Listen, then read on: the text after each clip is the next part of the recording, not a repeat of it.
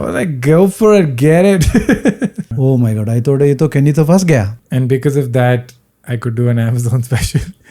And we have Emily today. Yeah.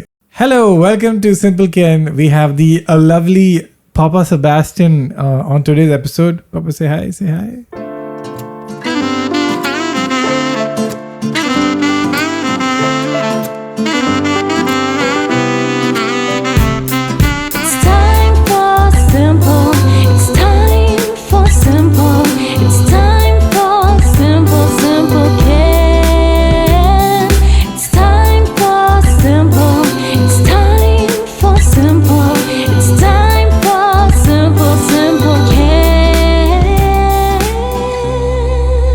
Yes, so we have a long-time watcher listener on the show, and Papa's actually just brought it up. You came on the episode, Appa.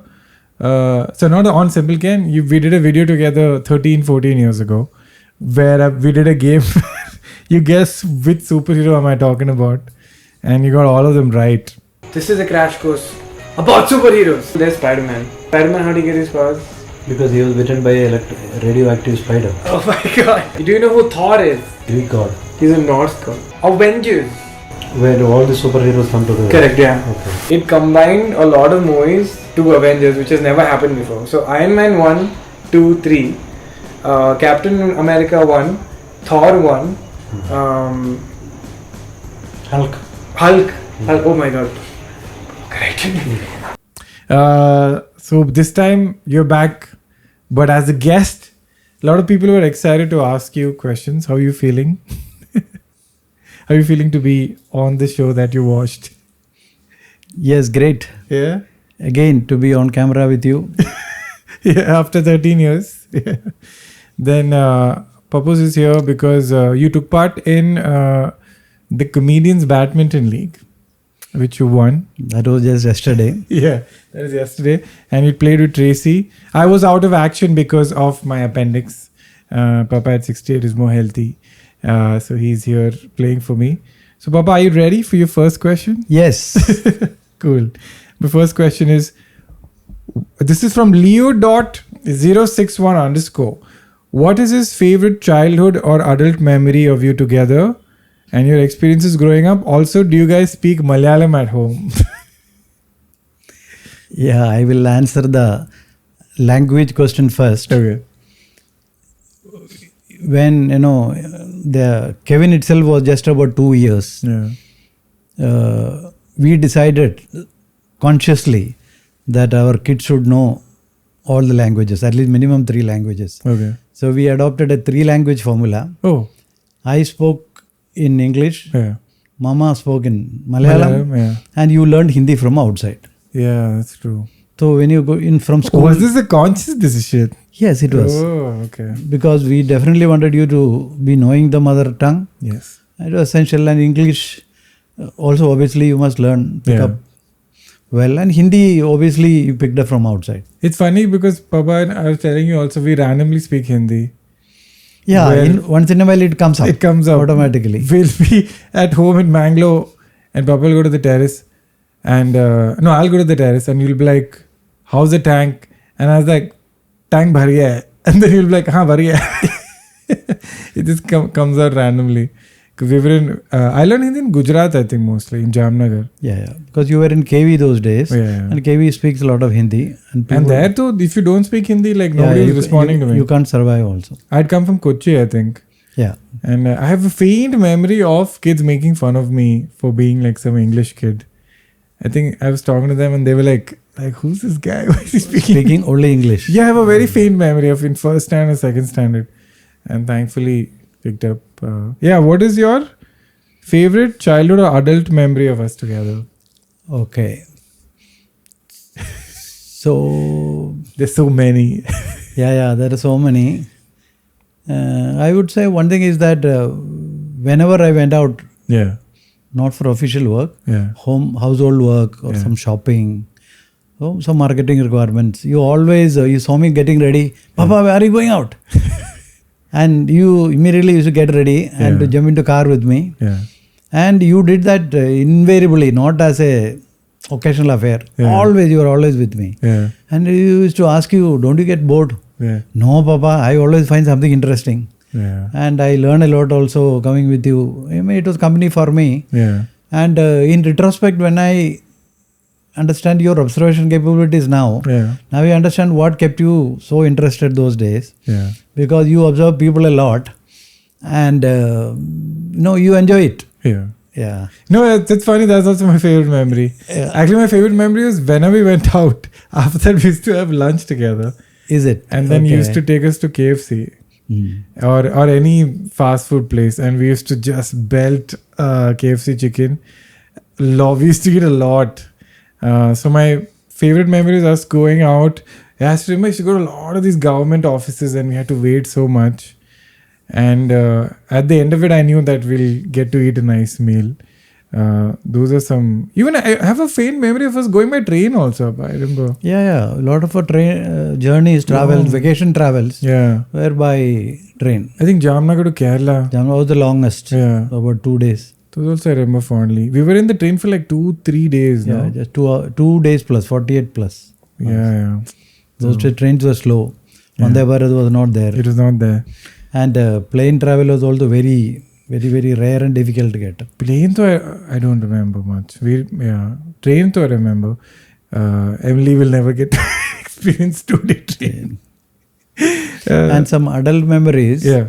Oh yeah, correct. Adult memories, I would say we did a scuba diving together. Yeah, in Andaman. In what was that? Oh, not in Andaman, sorry. In what is the island in Malaysia name? I forgot the name. Tioman Island. Yeah. Tioman Island. Yeah, I forgot about that. Okay, Tioman Island. You said, Papa, let us do scuba diving. Yeah. And we both went and did scuba diving. Yeah. That was. We went down 9 meters or something. Yeah. 10 meters. And we saw the corals around. It was quite fish cool. and marine life around. Yeah. And it was only one time I could do scuba diving. Yeah. Actually, to be fair, even after that day, I decided I don't want to do scuba because they were telling us, the dangers of like not planning your breathing. Yeah. Like your lungs can collapse. And I was like, this is too much pressure. No, the depth we go in does not pose so much of but risk, if you don't... but if you're not comfortable, then yeah. Yeah, I was like, for sightseeing and all, breathing and all, I don't want to die because of breathing, because of sightseeing. But it was quite breathtaking. It's Yeah, it was very... Yeah. Another was we did a cruise from Singapore. Yeah. I think 3-day cruise we did. Yeah. And the most recent was we traveled from Dublin, Ireland. Yeah.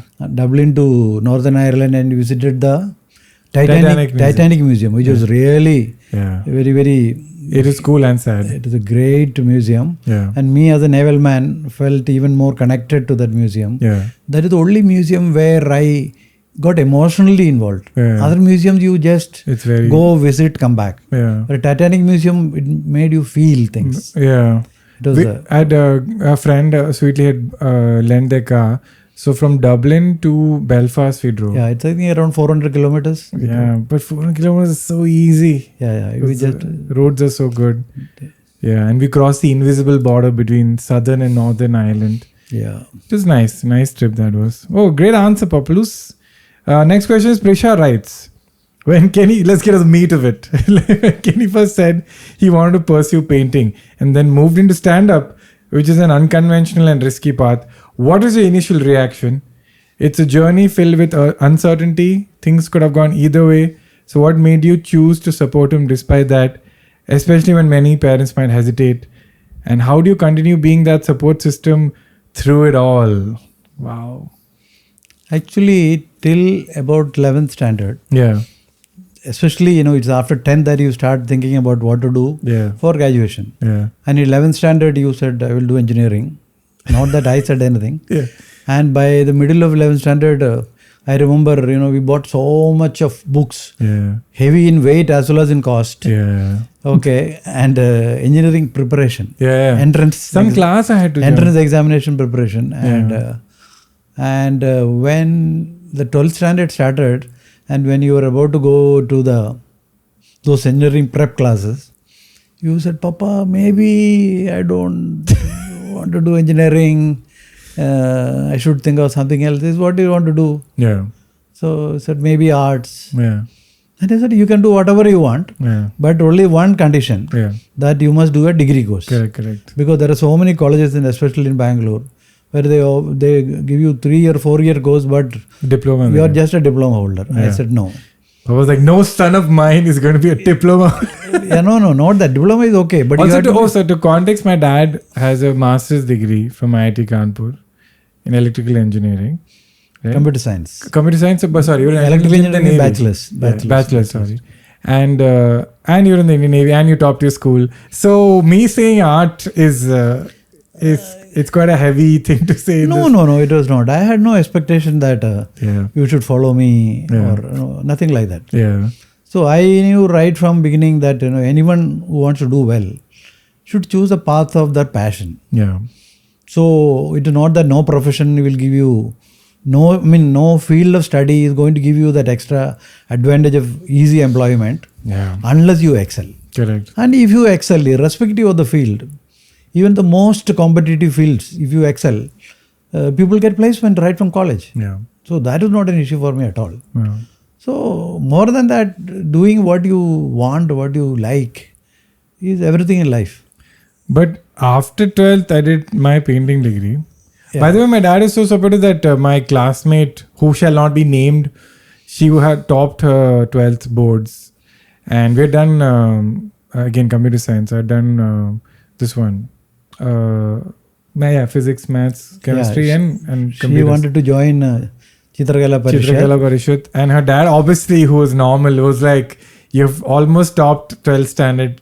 Why are you joining this painting class? And while we were in the grounds in front of the college to do the entrance painting test, my dad spoke to her dad and convinced him. And she still brings it up that thanks to your dad, my dad got convinced. What did you tell him? Did you put a gun to his head and you like? No, I don't remember what I told him. Maybe same thing I told him that, you must let the child do what she likes. Yeah. Yeah, it was only simply that. But after that, I did a lot of random things. And I was not doing lip service. Yeah. And I was putting you to that course. And it was obvious to him that... My own son I'm sending to the fires. Yeah, so why not? So... Yeah. But after that, I did a lot of things. No, I think I did... I actually wanted to ask you that. I think I did editing. I did for your company. I did some graphic design. Yeah. I used to do theater, music. I used to sing in restaurants and all. That you never saw that. No, I don't think you ever saw me singing at the restaurants and all. No, I have come and seen a few. You at and Urban Solace. You and Anup. Yeah. Anup and Kenny. Yeah. Shows. Yeah, I've come 1 or 2. What was going through? And even our Sunny uncle came. No, I had no qualms. Yeah. So you are doing what you like. Yeah. What you enjoy. Yeah. That is okay. I was quite happy. That's absolutely okay. And your choosing your painting was your call. Yeah. I mean, what specialization to choose in the College of Fine Arts? Yeah. Because you instead of choosing animation, you chose painting because. Oh yeah, that was also them. Because you were already playing with computers since you were, I think, age of 10. Yeah. I gave you a desktop. Yes. And it was you and people were afraid what will happen. I said nothing will happen to the computer. Yeah. You do whatever you want. Yeah. And you had learned quite a lot and you became quite proficient. Yeah. And you said that if I take animation, no, I won't be learning anything new. So I forgot about this. Yeah. You said I won't be learning anything new, which I already know. Yeah. What is going to be taught. So you took painting and fine with that. Yeah. Another thing I remember is that as a child, I used to take you to a lot of these drawing competitions. Yeah. Drawing and simple watercolor competitions. Yeah. And the competition will be for 2 hours, 3 hours. Yeah. And you will finish in 10-15 minutes. Yeah. And as a kid, I'm saying, maybe 7 years, 8 years. And after that, you are just looking around what others are drawing. This is reverse Tari Zabeen Par. And they won't let you go out because you are supposed to stay there at least. If it is 3-hour competition, at least you should be staying there at least for 2.5 hours. That's true. Yeah, they will not let you go. Yeah. So you used to be just looking around what is happening. And it's not one, so many times. All the competitions, you will draw very fast. Correct. And same thing you did for your college also. Painting final assessment and all that. Yeah. So you will not do anything for so many days. In the last week, you will sit down and do, all the... My whole bedroom was full of all the work. And some of the paintings are still, I've preserved. Oh. That is there still. Same thing with exams also. Even school also. I think once I was done, I was done. I very clearly know what I know. Once I'm done with the paper, I'm like, there's nothing else here. But I think it was such a long time it took for me to get kind of stable with stand-up. It was a long period of time, no? Like, I started in second year college. I was 19 that time. I joined college 17. I was the youngest in my class. So then 18, 19 when I started doing stand-up, not seriously. And then once I graduated, I started doing it seriously. So I think there's a question like that, no? Somewhere about... But did you ever have a moment where other parents said something about what I'm doing? No, many would have said, how come he is doing that? And it didn't bother me. Because for my side, it was very clear that I must let my children do what they want. So I had absolutely no issues. I don't even remember if at all somebody came and tried to dissuade me and all that. Yeah. Thank you, Prisha, for the great question. Nikita_Lewis, again, what was Kenny like as a child? I think I know the answer, which is just naughty. You were naughty till about 5. Oh. Yeah. Oh, that's a good point. You were very naughty. Oh. We thought that Kevin was the naughtiest kid. And the gap between you and him is 5 years. 5 years. The moment you came, he became... Fine. Yeah, fine boy. So both of us 5 years, we just stopped. And you overtook him in naughtiness. Yeah. I took up the mantle. You were quite naughty. And I think by 5 years, everybody mellows down. Oh, maybe Emily also, because Emily was quite naughty. And everybody mellows down. After 5 years, you are quite a happy child. Yeah. And not difficult to manage. Oh. Yeah. And we didn't have to force you to eat and, things like that. You looked after yourself and you were an extrovert guy right from those days. Oh. You had a lot of friends. Oh. And that, when you were staying, I don't know whether you remember, we were staying in the Navy quarters in Cochin. At Tarangani. Yeah. It is a huge flat on the Marine Drive. Yeah. And we were staying, there were 2 portions of the building. One was 4 stories, the other one was some 13 stories. Oh. Both combined. And you had some friends in the 13-story building. And you used to go and visit them. But sometimes what happened, the liftman won't be there. Oh, okay. So and the selection... How old am I? That time you may be 6, 7. Okay. And when the liftman is not there, the lift buttons, the floor selection is much higher. Okay. So you can't reach. Okay. So you found a way out. You used to stand on liftman's stool. Nice. And then press the button, go there and come back. Wow. Damn, Papa, someone could have kidnapped me. Yeah, we were... But we're in the Navy quarters. It had a compound wall. That's actually one thing I really love about my childhood, that because Navy quarters was so safe. And you were let go to play freely. Even in Jamnagar, it was a huge naval campus. All the kids, we used to take a cycle, just go into... And huge, right? It's acres and acres. We knew there won't be anybody who's allowed inside who's not a resident. So we could just... It was a great childhood that way. We could just play, and... One big pressure was every naval quarters had a Olympic-sized swimming pool, because it's in the Navy, of course.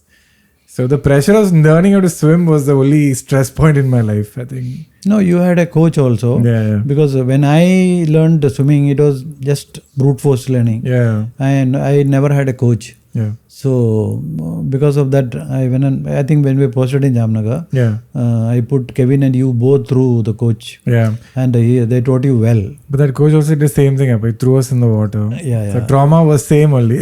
Yeah. But after that, there was some structure. Yeah. I remember he made us stand in the line. And you both swim so well today and so technically correct. Yeah. Even but actually, we learned more from you when you taught us after that. I remember you're teaching more than that coach. Yeah, but I'm not good at swimming still, though I know the techniques. Yeah. But yeah. Great, awesome. Antisocial _idli_sambar says, my question to uncle is, what was life like him growing up, your life? And how did that shape your parenting style, if it at all affected? I think one thing you did say was that you wanted your kids to do whatever they want. But Papa's life was pretty hard. Let me just say it right off the bat. Papa's the youngest of his siblings. And right now, Papa has 2 siblings who are still there. And the older sibling, she's almost like a mom figure. Yeah. There's a 10-year age gap. And Papa lost his mom when you were 6 and a half. Yeah. So also Papa was the youngest. So his sister technically is mom. So she's the best. She's also great. And all siblings, high achieving siblings. Auntie is a chemistry professor in Kerala, in Pala. Papa's older brother, who's no more, he used to be a Deputy Superintendent of Police. Deputy Superintendent of Police. And my dad obviously got an IIT fellow, got into the Indian Navy, and his brother also. So it's like, I think all of you are very smart people, but grew up in a rubber farm. By the way, people think I'm making that up, but that is true. Yeah. Used to, Papa keeps telling me that used to get up early in the morning, collect the rubber, and used to hate doing that. That was my routine. Yeah. And then used to study, I think, in your free time. Yeah. So with studies, I was totally focused on studies. Yeah. Because it is very clear to me that coming from a very middle class family, and my future depended on me. Yeah. If I study well, I can do well. Yeah. So I was very focused, totally focused. Yeah. I was so focused that in my class, for example, the guys nearest to me is miles behind me. Damn. Yeah. So we had 6 subjects to study in school, and I will be topping in all 6 subjects. Yeah. So there were, friends of mine, classmates of mine who were told, you come first in one subject, we will give you this present. Oh. So they couldn't beat. They couldn't beat me. So it was like that. Wow. Yeah. Yeah. So I think also you're saying, your my grandfather was very focused on education. He knew that that's the only way to get out. And I think he only pushed you to the Navy, no? Yeah. He only pushed me in the Navy. Yeah. Anything you want to add? Like basically the question is, how did it shape your parenting style? Okay, how my childhood shaped bringing you up. Yeah. One is that, of course, good education. Second is letting the child do what they want. Yeah. I don't know, somehow I got this idea right from early. I don't know how I got it. So after all, anybody does well, if they do what they like. Yeah. So that is very fundamental.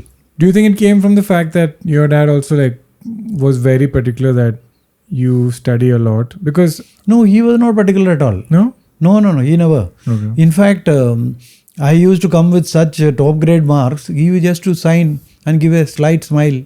Never said congratulations. Oh. Yeah, because that was the style, I think. Yeah. So he took it for granted that I will be topper always wherever I went. That's the problem of winning all the time, bro. That becomes a standard. Yeah. I remember he never ever said well done. Oh, no, nothing. Yeah. Nothing, yeah. But all the siblings are very academically overachievers, no? No, they were not. Maybe only auntie. Auntie was very good in academics. Yeah. My other 2 brothers were not so good in academics because they were little naughty, do things here, there. They were not so focused. Yeah. That is why. Yeah. You were the good kid. Yeah. And I was told, those days, a kid who came back straight from school without playing anything was a good kid. Oh. So those who stayed back and played a little bit, came back home little late, they are not so good kids. Fair. So I used to be that good kid part. Shruti L.Rao.57 says, what is one piece of advice you gave Kenny growing up that he completely ignored, which actually turned out for the best? Which is a very interesting question. Also, was there a specific moment where you saw him on air and made you think he has really made it? Which is an interesting question. Do you want to answer the first part? Yeah, I don't think there was anything you did any major thing you did without consulting me. Yeah. Even now, if there is any major decision, you still consult me. Yeah. We discuss a lot. I mean, we talk over phone. Yeah, but actually recently Papa's advice is just go for it. Especially with buying stuff. Yeah. I was like, go for it, get it. Yeah. So to that question, no, there was nothing which... yeah, you always gave good advice. Yeah. But I remember one small petty thing, which was interesting. I used to... You found it very difficult to learn arithmetic tables. Like we all knew by heart, 5 twos are 10, 5 threes are 15. You found it very difficult to by heart. By hearted. Yeah. And one day you came with a paper and pen. Yeah. Told him, Papa, I will show you why I need not by heart these tables. You did something, and tuck, you were, gave me answers. Yeah. But I was doing it. You did and not mentally. Yeah, I was just multiplying and showing it. Not repeating a rat road answer. Yeah. Okay, and then that day you Papa, see, what is the need for me to by heart it? Yeah. And that day you really convinced me that there is no need to by heart these tables. Yeah, but and after that I never nudged you to learn the tables. There's also one thing you said which still stuck by me. I think it was something about maths only. We were in the car and something about maths, and then you turned to me and you said, I don't know if I've changed this memory, but you turned to me and said, see, I know you're not dumb. I know you're smart. I know when you don't do well in studies because you're not interested in it. So show some interest. So then I was like, okay, my dad doesn't think I'm dumb. And it was a bang on. It is true because you notice that when I really like something, I really do it. You do it extremely well. Yes. Yeah. So you were like, I know you're not interested in it. That's why you're doing bad. And I was like, okay, cool, cool, man. We got this agreement. But yeah, it's just I remember. I think in that time, the only thing that mattered was you remembered your tables. In the school also, just to keep checking what is 5, 7s are, 8, 12s. I was just like, I can't do this, man. Yeah. But everybody thought it was the end of the world if you didn't know tables. And life has gone pretty fine. I mean, I still show PNLs, but thanks to Google Sheets. Now actually you don't need it. Yeah. This is a small example of you didn't learn tables and you're still managing well. Yeah. Not a problem. I am. But nowadays kids are very smart. My neighborhood kid, grandma, was telling me, my granddaughter, she is doing homework. Yeah. She's asking, Alexa, what is 5 threes? Yeah, I know. I mean, that was my logic also. There's calculator. Yeah. And second is, was there a specific moment when you saw me or heard him on air and you thought he has made it? Was there a particular moment? Frankly, there is no particular moment where I felt that. But I would say there are milestones which I remember.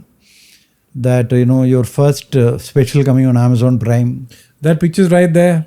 Yeah, okay. And I call you on stage. And then you putting your special coming on Netflix. Yeah. Then your YouTube viewership becoming 1 million. Yeah. And then 2 million. Yeah. Now it is 2.27 million. Yeah, but I've done now. I'm not chasing 3 million anymore. Yeah. So like that. So these were the milestones I remember. Yeah. There's no particular moment when I felt, oh no, he has crossed the threshold and made it. No. I think it is a journey. Yeah, it took a long time. Yeah, it was a journey and it's still going. No, Netflix also, I honestly was shocked that it happened because that was my next 10-year goal. And when it happened, I was just like, life has been very kind. And when that special came, I was like, okay, I don't think I have any more goals in life because what more can you want as a comedian to have a special on Amazon and on Netflix? And we taped the Netflix special in Bangalore, which is also, I was like, special I have to do. Because in Amazon, we didn't have a choice. We did it in Bombay. It was when no specials had been shot in India. Karan and I were the first to plan it. We did it in the Opera House. Yeah. It was a very grand place. Yeah. I have been to that Opera House much earlier when I was posted in Bombay. Yeah? But that was in a different mode. It was a theatre. Yeah. It was renovated and it was closed for like some 2 decades or something. It was a movie theatre earlier. Yeah. Awesome. Harley you says, has your father's behavior changed towards you after Emily was born? Same question, but how was your behavior changed with your dad after becoming a dad yourself? Actually, I think when I married Tracy, everybody was just happy to see Tracy. Like I used to go home and my mama used to be like, "Where's Tracy?" And I said, "She's not come. I've come for a corporate show." Then my mom used to be like, "Then why did you come?" So after I got married to Trace, everybody just wanted to see Trace. I mean, I don't blame them. And now that Emily is born, my God. I know it's a cliche that, grandparents really get a lot of joy from grandchildren, but it is unprecedented, the joy on Papa and Mama's face. I have never seen. Like Papa, obviously, I've seen the happy, but I've never seen Mama this happy. Mama's knees are not great, but Mama gets on her knees on the floor to play with Emily. It's been very sweet. I'm glad that you get time to spend with her. And this trip also, no, the previous trip you came, Papa just called and you were like, usually Papa does small talk. You'd like, how are things going? Now you're just like, I need to see Emily. I said, fair. We'll plan it. So yeah, because we're in Bombay, you're in Bangalore, Tracy's parents are in Goa. I think life is now just coordinating. Also, how has your behavior changed with your dad after becoming a dad yourself? I think Papa especially very easy to... I think a lot of grandparents, have forgotten most of like how it has of a newborn. I think it was so long ago, like 35 years ago. And a lot of things have changed. A lot of new things have come.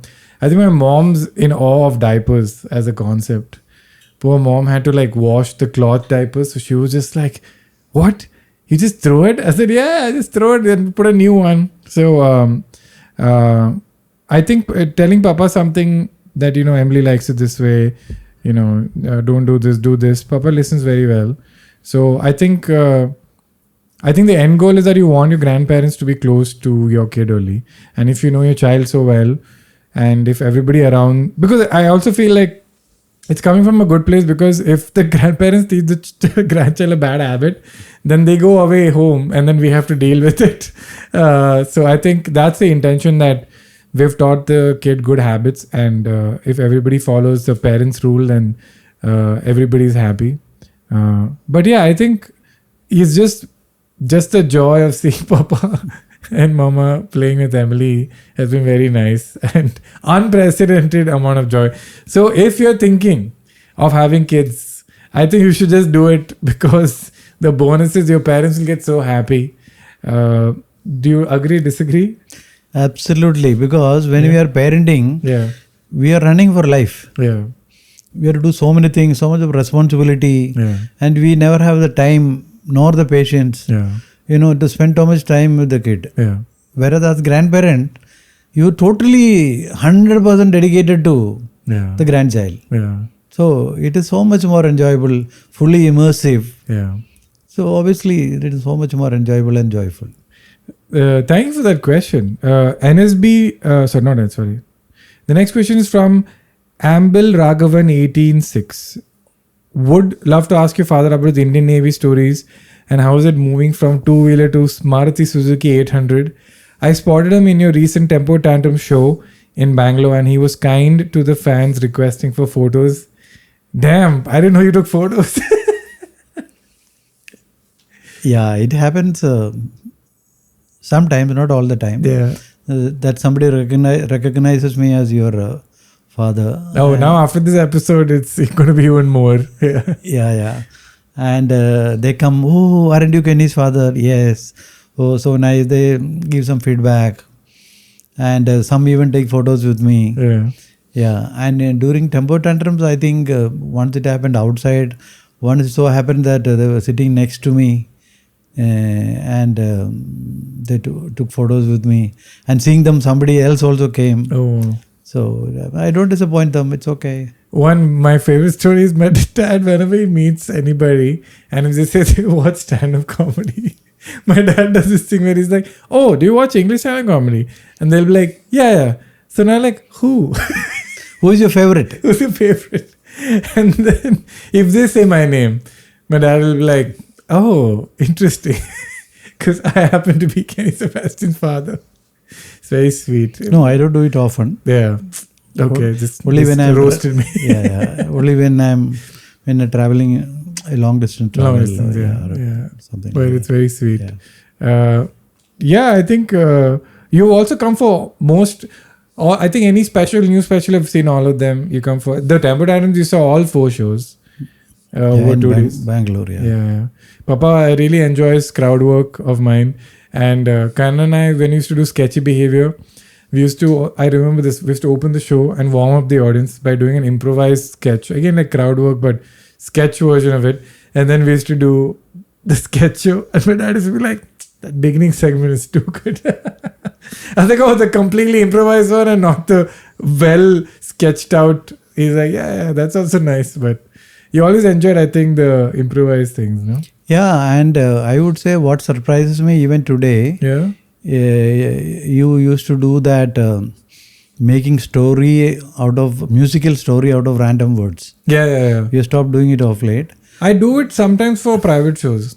Yeah, like I remember one incident in Bangalore, Alliance Française Auditorium. You also random words, and people say all sort of random words. One will say Timbuktu, other one will say brinjal, and one girl said, "आप मेरी बच्चे की माँ बाप बनने वाली है." Yeah. Oh my God! I thought ये तो Kenny तो फंस गया. Yeah. This was the first taping, my first special. Yeah, and my God, the way you connected all that to give a very meaningful. I thought you will drop it out saying it is too difficult, but you did that, and I think I still surprises me as to how you link those absolutely random words into one meaningful. Oh, thank you. Musical song. Yeah, it's tough. Even I get scared. Whenever I start that segment, I'm like, is this going to be tough? Yeah, it is really tough. Yeah, but it's very fulfilling for the audience and me when it when you finally do it. Yeah. This next question actually you answered. Oh, sorry, you didn't answer the moving from two-wheeler to Maruti Suzuki. Oh, okay. Two-wheeler to Maruti Suzuki, it happened when you were just born. No. Okay, see, you can manage one kid on a scooter or a two-wheeler, not 2 kids. Not 2 kids. So we bought those days a used car, Maruti 800 of the old Japanese made. First one, Japanese. Japanese shape. Yeah, original Japanese. Manufactured there, imported here. Yeah. It was of course a great experience. And no doubt traveling by a car is so much more comfortable with the 2 kids. Earlier, Kevin had to be taken in mama's lap, or it was a Bajaj scooter, he could stand in front. So it was those stages. From that, graduating to a car was obviously a next level of comfort. Dad and I are big car guys. So Tracy's number one complaint is that we only talk about cars. But I think it's like, I don't know, it's fun. And it's a nice way to catch up, I think. Boys and men are always fond of cars, automobiles. Yeah. My dad is also he's an audiophile. He loves high quality audio. I think from the defense days, where the naval bases had huge tower speakers. I also had personally very nice audio systems right from those days. Yeah. So I got all these expensive habits from my dad. You already answered this. Himani Mittal, could you tell when your child that he will go into creative field? Did you do something to cultivate it? I think my dad always was supportive of my painting, my music, everything. I think I was telling you also, anytime I drew something and I showed it to you, used to always be like, oh, what is this? Very nice. And I think that is something I try to do with Emily also, that there's no such thing as a small moment for a child. Like for a child, every moment is very big. You might think it's silly, but that child remembers when you appreciated something they did. So Papa is like a big reason for me doing anything creative. I think also stems from Papa is also a very creative person, and I think he didn't get the chance to. I remember you said you always want to learn how to play the piano, but it was tough as a kid to have that luxury. Yeah, even I started learning guitar, and I joined NDA, and that was the end of it. Oh, I didn't know that. Yeah. Oh. I for the church choir. Okay. I started learning guitar. Then okay. That'll been too much, Appa. With your personality, you can't learn guitar and all. Too much attention you'll get. Okay, at Desi4F says, what was the real emotion when Kenny flew out of the car? Yeah, actually, that is always a scary moment, when you... By the way, I just want to clarify, I was much older. In the story, I made I'm 6 months. But no, 6 months old baby can't hold on to a car. That's what, it was just funny that it's a baby. And we were posted in Cochin, so you were... 6 you said? 6 no, not 6. You were in the range of maybe 3 to 4. Oh, okay. Because I still remember you were holding on to the car door. Yeah. And your feet were dangling. Dangling. You slightly bent so that it doesn't touch the road. So that was the total length. And Maruti car is short. It's not very long. And you were smart enough to hang on. It's a good reason to bend my knees so it doesn't touch the road. It was a very smart move, because even a child has the survival instinct. And the moment I saw it, I'm a cool-headed person, so I didn't panic. Yeah. So I immediately slowed down. Neither could I brake immediately. If I brake immediately, it's dangerous. Yeah. So I slowed down. With the kid and around, and in the city, we don't do high speeds. Yeah. So we slowed down, and then the door closed, and it was not a... And because of that, I could do an Amazon special. And we have Emily today. Yeah. Great answer, Appa. So last few questions and we're done.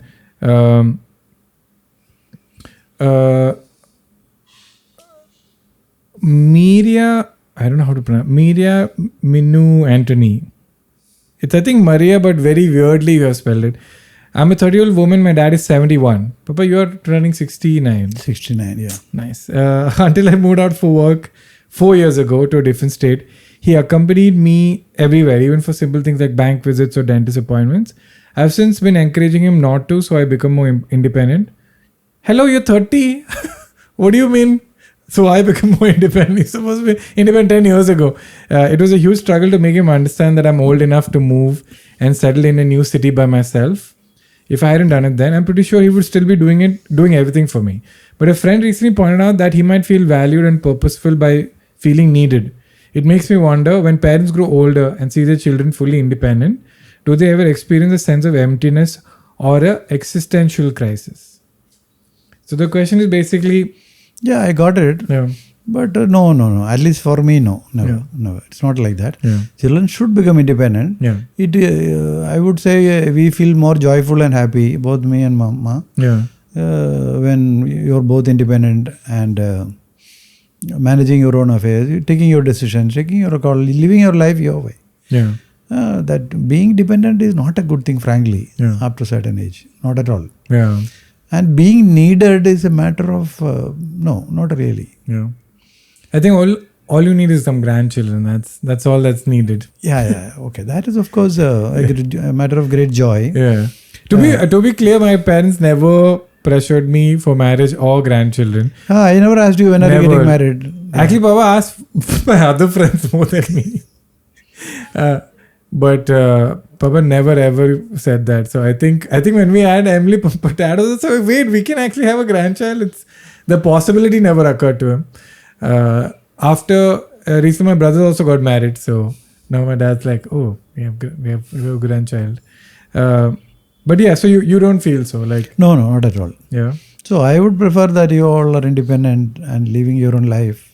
But I ask you for a lot of help here and there, and you always help me out. Yeah, that is welcome. That is welcome. Yeah. And it's not, I never felt not needed, no. But maybe because she is a daughter, see, fathers have a special care for daughters. Yeah. And maybe it is that that is urging him to give the extra care. That's true. The moment she says no, she can be freely do it without any guilt feeling. Yeah. She can become independent. Because I'm gonna be hypocritical because Emily, I'll help as long as I can. Yeah. I think it's a daughter thing maybe. But she should keep in touch. Yeah. Always keep in touch, keep communicating. Yeah. If possible on daily basis. Yeah. But he won't feel neglected or lack of need is not going to hurt him is my feeling. Fair enough. Nice answer, Pa. Also, 30-year-old. I think about time he got independent. Vaishu says, what's something about Kenny that people online don't see but you're very proud of? Something which online everybody knows, but doesn't know. Doesn't know. That you are proud of. Okay. Is fishing for some compliments. Yeah, maybe it is that, although you are successful and have been successful last 15 years, you're still grounded. I mean, you're not arrogant. I think that is a great thing and good thing. That's true. Yeah. So being grounded, and many people also have given me the feedback. Yeah. So it's nice to see Kenny still grounded. Yeah. That's actually because of you and Mama only. Because the moment I come home, Mama will be like, hey, I cut my nails. Can you just go mop that and put it? I'm like, just come back from the airport. I was like, sure, Mom. I think you and Mama always, even as a kid, you always, which also actually I love, and I try to teach Emily and also Anna I trace with, is that you should be handling your house. Like you should be able to clean your house. If like everybody who helps you in the house goes away, you can still run the house. And I think because of that, I learned a lot, like how to cook, how to clean the house, how to maintain what I own. So that was very nice. But now opposite problems happen where now my mom and dad are not taking help. They're in their almost reaching 70s. But yeah, it's completely because of you guys only. Sanya Ambani says, how did life change when Tracy came into the family? Question to me or to you? To you. I already answered my perspective. Yeah. Actually, when Mama was carrying you, pregnant with you, and she always wanted a baby girl. Yeah, always. Even I wanted a baby girl because my family is full of males. Full of boys, yes. Full of boys, and we, Kevin is also boy. Yeah, unfortunately. So we wanted a girl, and so when you also happen to be a boy, so I know the feeling. Yeah. If Emily was a boy, I would have been pretty sad. Yeah. Then what happened? Whenever we mentioned it, but I was happy with everything. It's okay. But a girl would have been preferred. That's true. Then it came. Other people will meet. Then say, "Why are you worried? You got 2 sons. You will get 2 more daughters also." That's true. So that happened with Tracy coming in and Soumya coming in. Well, you had to wait for 30 years. Yeah. Actually, daughters would have got married earlier, possibly. Yeah, you'll have had grandchildren also. So much earlier, possibly. But Tracy coming in was a great, just like, a daughter coming in. Yeah. And she's also so sweet and just like, daughter to me, although I never had a feeling of what a daughter is. Yeah. But every child, boy or girl, a similar feeling. So it's great to have her. Yeah. And extremely nice to have. And Emily's addition icing on the cake. Is the icing on the cake, absolutely. No, but it's interesting what you told me, that if you have daughters, a lot of your friends had grandchildren way before. Yeah. And that's true. Like boys usually get married much later. Yeah. Yeah. So overall, bad deal to have a son. So that too, 2 sons.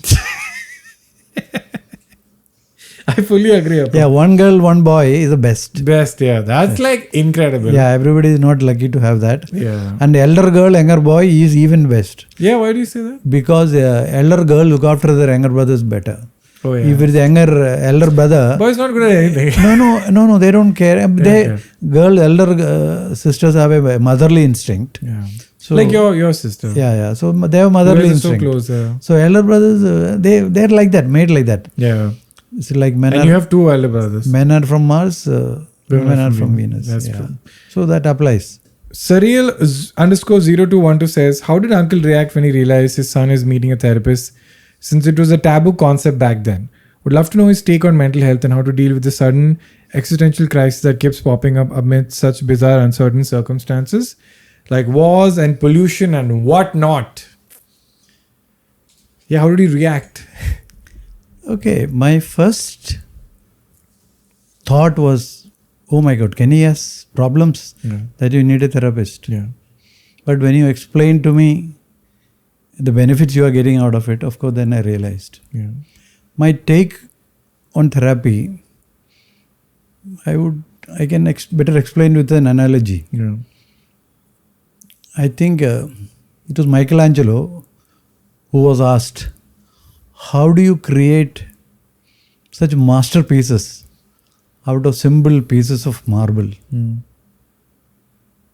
So he had a great answer, such a simple answer. He said the masterpiece is already embedded in the marble.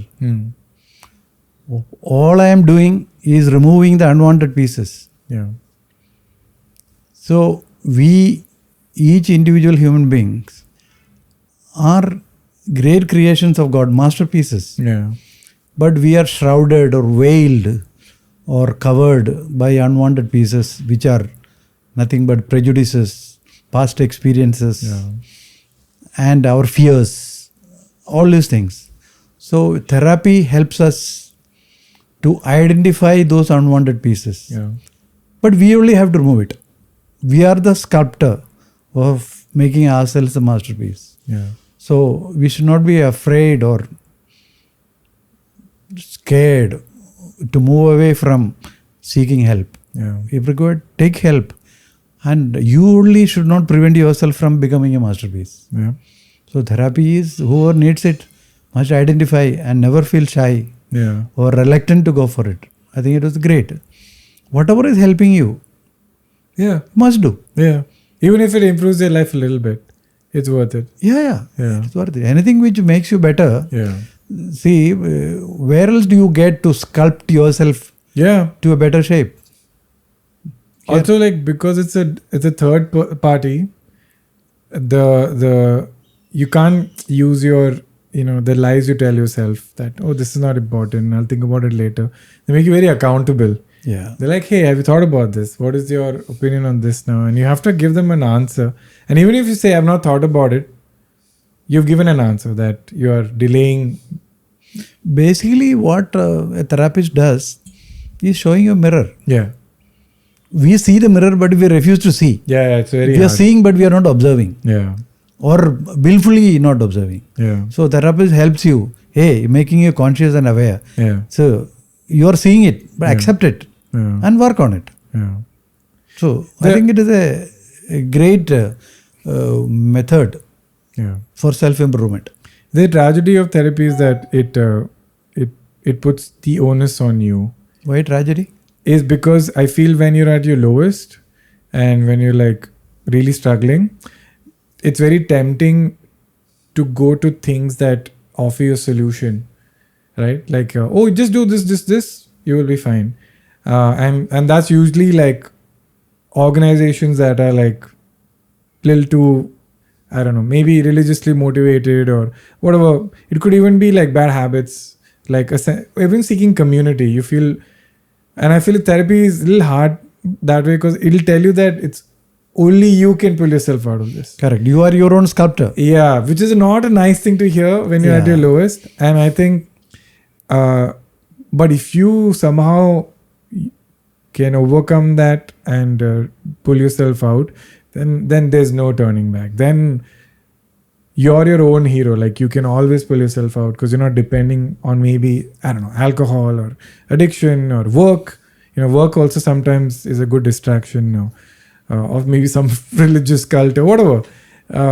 I understand. I have empathy for people who kind of lose their way when they feel low because it's so tempting to join a community of people who tell you what to do and give you a purpose.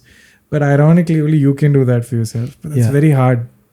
And that mirror thing is, I've been doing therapy for so long. I would say single-handedly the reason I have a good relationship with my wife and a good relationship with myself now is only because of therapy. Because I'm also doing an incredibly bizarre and high-stress job, which has no path and no guidance from somebody older than me. Because it's such a new thing also. And it's so very unnatural to get so much attention and find so much success through money and whatever at such a young age.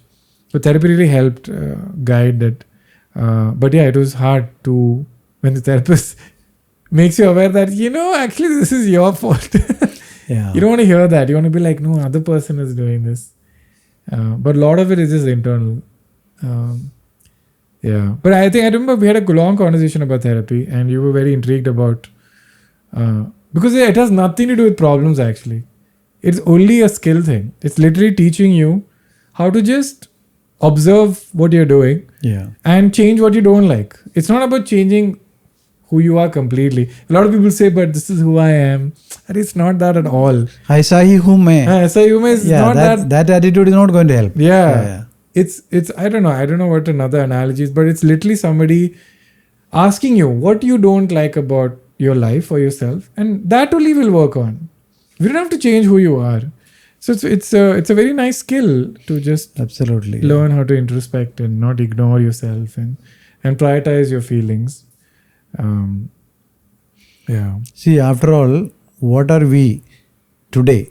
Any individual and the present state is sum total of the decisions they have made over their life. So you introspect and see, are you taking the correct decisions? You take the correct decisions. It's nothing like correct or incorrect decision. Which is what's good for your life. Whatever you think at that particular moment of time, you take a decision. And that sequence or sum total of the decision manifest. And our present state is that sum total. So a therapist or anybody in that role, not necessarily a paid therapist, you can have, a well-wisher, somebody whom you can trust, who will not take advantage of you, can be approached and he can help you to. But I would recommend a professional therapist. Because they know what they're doing. The problem with the well-wisher is that they can't be brutally honest with you. Because the therapist is not scared that you'll stop talking to them. A well-wisher is like, you're still my friend, I don't want to upset. Therapist will just tell you, ye sunna hai to suno. Call a spade a spade. Yes. Exactly, call a spade a spade. Awesome. Thanks. Not only that, they are professionally trained. So they know how to handle it. Because we're also talking about very simple things. But they're also trained to handle very complicated things like, dealing with death or failure or health, like life-threatening health issues. Mistreatment, abuse. So that stuff you definitely need a professional. But regular problems, as Papa said, well-wisher can also help. But try a therapist. Worst case, doesn't help. But I think it'll help you a little. Awesome. Thank you for answering that question, Papu. Yes. And hopefully people see this and are also... And they try to make a masterpiece out of themselves. Yeah. Great answer, Appa. Last 2 questions. You've been doing great, by the way. Really nice answers. Yeah. Thank you. Anjali Iyer says, do you feel like interfering in Ken and Tracy's parenting? She's going straight for the goss. Like, do you get annoyed at some things they do with Emily that you see? How do you deal with it? And Ken, how do you deal with unsolicited advice from parents or other older relatives on how a child should be raised? So I think we'll go for your... You want time to think? I can answer meanwhile. No. I don't interfere because I see that you and Tracy are doing so much research on, how to bring up a kid. And times have changed, of course. The way we brought up you and Kevin are quite different from the way... Plus you are living in a metro. I think you both are doing a tremendous job, and hats off to Tracy. The way she takes care of Emily is remarkable. I even told her once, I would like to be born as your baby. She's amazing. No, I mean the amount of care she takes, the amount of detail she goes into. Oh my God. I mean, tremendous. I would every day just to feed Emily. So Emily, obviously, like most babies, little picky eater. And Tracy was like, I was forced to eat as a kid. And she has a complicated relationship with food. She was like, I'm not going to force Emily. So Tracy read books on like feeding and stuff. And basically for 3 months, Emily just, it's called baby-led weaning. Emily just used to pick up food, throw it on the ground. For 3 months, Tracy used to diligently just watch it. And then at the end of the 3rd one, Emily took food and put it into her mouth. And I was like, I don't know. And even now, till this day, like feeding Emily is very hard. I mean, I do it when I can, when I'm home. And I don't know how Tracy does it every day of her life. And because Emily is nice and healthy, and we were very particular about our diet also. We try to avoid sugar as much and unhealthy food. So we get like made fun of. Like we go to other baby parties and Emily's having broccoli and and olives and boiled potato, and other kids are having chicken nuggets and all. And I know this is short-lived. Eventually, Emily will be playing with other kids. So we were like, let's try to introduce the beginning of her life with healthy food. Maybe she'll come back to it. But yeah, it's amazing watching Tracy. Yeah, so we have no intention to interfere. No, that's very sweet of you. In the way you bring up Emily, my God, it is far. I mean, it is. We also have, as you said, access to more information now. Yeah. More research has been done. Yeah. I would say it is in a model way that she is being brought up. Yeah. So much of attention, and when we go on vacation, the way she is 6-month-old kid sitting and eating food, whereas babies, 3 years, 4 years old, mothers are running after them to feed them. Yeah. So you're all. I want to say no judgment, but actually we are judging. Yeah. So no, you're doing extremely well with Emily. Yeah. And how do I deal with advice from other parents? I think because we know how hard it is to raise a child, when another parent gives us advice, we just don't say anything because we have no idea what they're going through. And because the more I hear about other parents, like what you just said is not normal. Like a lot of grandparents interfere a lot, and just that stress alone is a lot for a lot of parents. A lot of families can't be at home with their baby. Like Tracy and I are very lucky. Touch wood, we get to work from home. So we can be with Emily all the time. So if your child, you can't even be with your child. So if they don't have the luxury of doing baby-led weaning for 3 months, that's why they are running behind the child to feed them. So that's what I realized, that somebody says something, I will smile. But if they are persistent, then you know me, I'm very snarky. I'll give some snarky reply. Like I'll say stuff like, doesn't look like your child's very fond of you. I'll say all of that. If they're persistently giving advice that nobody asked for. But to be honest, most parents, at least my generation parents, are incredible. Like all of them are empathetic. Like Emily's going through this phase of like screaming a little bit, and we always apologize if she screams. And the other parent is like, don't worry, this is a phase, it'll go away. My kid also did the same thing. So my age parents, like our generation parents are incredible. So it's nice. And again, it's okay. It's an Indian thing. I think there's pros and cons of Indian culture. The pros are everybody's very helpful. If you go in a public place, people are very happy to see a child. Con is that they'll give you some advice without asking. Okay. It's okay. Unsolicited advice. Yeah. Last question from Jeff Bezos. Wow, I didn't know he was a fan. Oh, sorry, Jeff Bezos 6245. It's not OG Jeff Bezos. How many grandkids do you expect from Kenny? Have you used Stage by Kenny? Nice, it's branded segment in the end. How many grandkids, Appa? Say a number. No, I am not saying any number. I have no demands. Yeah. It's your choice fully. Yeah. No, do you imagine you're in a vacuum of space and nobody's listening? No, not because of that. No. As a matter of principle, it's up to you. Yeah. Not to me. In an ideal situation, what if we had 5 children? 5 is also good. 2 is also good. Thank God there is 1. Yeah. Oh, okay. I can infer that 2 is the number. Yeah. To be honest, it's just on Trace. I mean, it's already a lot. So I'm like, whatever Trace wants. Yeah, it is that way only. Yeah. Exactly. Yeah. And whether I have used Stage, I used it. It's nice perfume, but I'm not a perfume man actually. Yeah. I use it very rarely. You barely use anything. Any type of perfume? No, I don't use. Moisturize also you're not. The only thing you use is Vico turmeric. It's your favorite. No, that is only because after shave. No. Sometimes when I get a mosquito bite, things like that. But yeah, so you have used it. I gave them Dad both the fragrances, as you can see. But yeah, that's about it, Dad. We've come to the end of the episode. Great job. Round of applause for Papas. Yes. Thank you. What did you feel? So it's nice. It's like having a conversation. Yeah, but with cameras. Yeah. So are you planning to come back on Simple Can? Your wish. Done. And these questions are great. I think they were some great. And depending upon if audience wants more, Got to give them what they want. Yeah. That's yeah.